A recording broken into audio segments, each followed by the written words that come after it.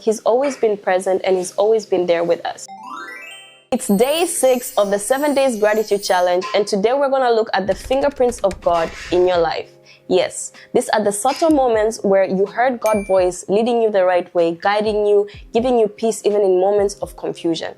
So what we're going to do is get your notebook and pen, and we're going to reflect on God's faithfulness. Firstly, what are moments where you needed clarity and God came through for you?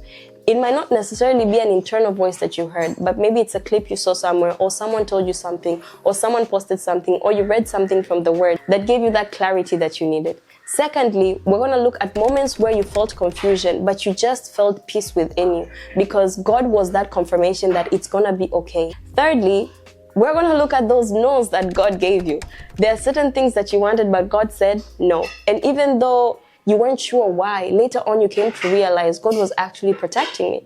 Another thing we're going to reflect on is promptings within that led you the right way. Sometimes we might call it a gut feeling, but it's actually God telling you this is the right path to go and not this one. And when you took those steps, now that you look back, you realize, wow, God was actually leading me in the right direction. Another thing we're going to reflect on is wisdom. There are times where situations were tough and you were looking for the right path to take, but somehow divinely God gave you the wisdom on how to act, how to speak.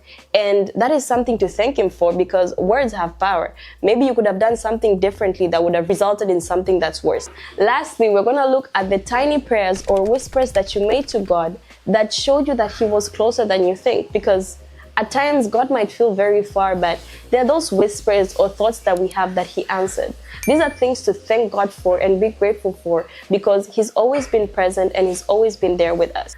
I hope these small nudges will help you see that God is actually close, and I can't wait to see you on the final days of the 7-day gratitude challenge. Bye!